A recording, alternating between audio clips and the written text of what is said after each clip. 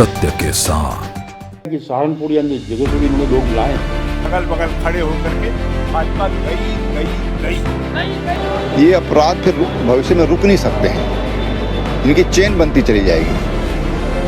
अब ये आर पार की लड़ाई है। देखिए, आज कांग्रेस निराश है,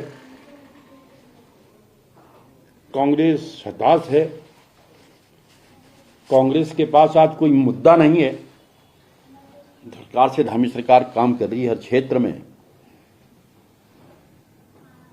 तो अपने को जिंदा रखने के लिए, क्योंकि आज 10 साल कांग्रेस को यहां पर बाहर हुए हो गए हैं, अपने कार्यकर्ताओं को एकजुट करने के लिए।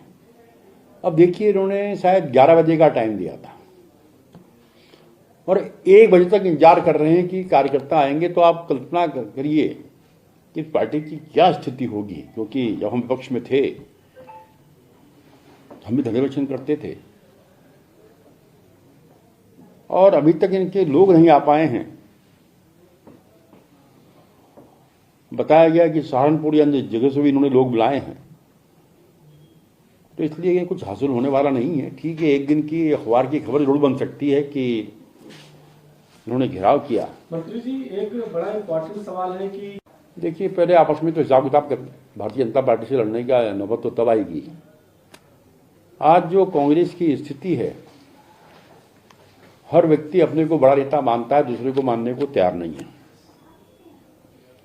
और चुनाव आते अब तक तो जूतों में दाल बटने वाली है।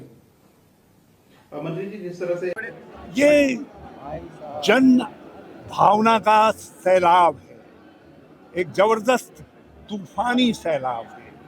1,40,00,000 उत्तराखंडी भाई बहनों का जन सैलाब है, जो कांग्रेस जनों के रूप में सड़क पर निकला है और परिवर्तन का आगाज कर रहा है, परिवर्तन का आह्वान कर रहा है।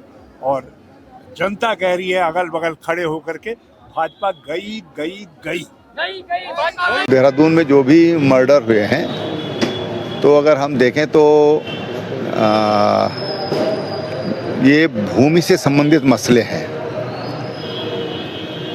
और इसमें बहुत गहन जानने की आवश्यकता है, क्योंकि जिस तरह की घटनाएं घटित हुई हैं और जिस तरह अपराध जिस तरह के बढ़े हैं, अगर इस पर समय रहते हुए अगर सख्त कदम नहीं उठाए तो ये अपराध फिर भविष्य में रुक नहीं सकते हैं, इनकी चेन बनती चली जाएगी।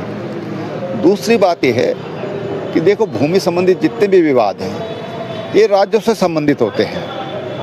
क्या हो गया कि पुलिस का इंटरफेरेंस बहुत ज़्यादा हो गया है और मुझे लगता है कि पुलिस का इंटरफेरेंस इनमें 0 होना चाहिए। पुलिस जितना इंटरफेरेंस करेगी ये समस्या उतनी बढ़ती चली जाएगी। और से जो वरिष्ठ पुलिस अधिकारी हैं, यहाँ के डीजीपी हैं, मुख्यमंत्री हैं, उनको इस बात का ध्यान देना चाहिए। मैं अपने अनुभव के आधार पर ये उनको सजेस्ट करता हूँ। ऐतिहासिक आज ये घेराव, जो राजभवन घेराव है, न भूतो न भविष्यति, इतना बड़ा घेराव आज तक, जब से राज्य बना तब से लेके अब तक 25 सालों में, जब हम 25 साल मना रहे हैं, क्योंकि यहाँ की प्रदेश की जनता अजीज आ चुकी है, प्रदेश की जनता परेशान है, प्रदेश की जनता महिला खिलाफ जो अपराध हो रहे हैं, पूरे प्रदेश के अंदर जिस प्रकार से लगातार भ्रष्टाचार आकंठ ये सरकार डूबी हुई है। महिलाओं के खिलाफ अंकिता भंडारी से लेकर के अब तक जो अपराध हुए हैं, उन अपराधों को रुकने का नाम नहीं ले रहे। सरकार उसे रोकना नहीं चाहती, क्योंकि सरकार का संरक्षण प्राप्त है इनको, अपराधियों को। और 15 दिन के अंदर 5 कत्ल हो जाते हैं राजधानी देहरादून में। ऐसे स्थितियों में आज पूरे प्रदेश के अंदर जो आक्रोश है, चाहे खनन में भ्रष्टाचार हो, आबकारी में भ्रष्टाचार हो, प्रदेश के अंदर कोई ऐसा विषय नहीं बचा जिसमें भ्रष्टाचार ना हो, उसके खिलाफ ये जन आक्रोश आज देहरादून में सड़कों पर दिखाई पड़ रहा है। अब ये आर पार की लड़ाई है। भारतीय जनता पार्टी को जड़ों से उखाड़ करके फेंकना है। उत्तराखंड में आने वाले समय में कांग्रेस की सरकार बनेगी, ये इशारा जन सैलाब कर रहा है।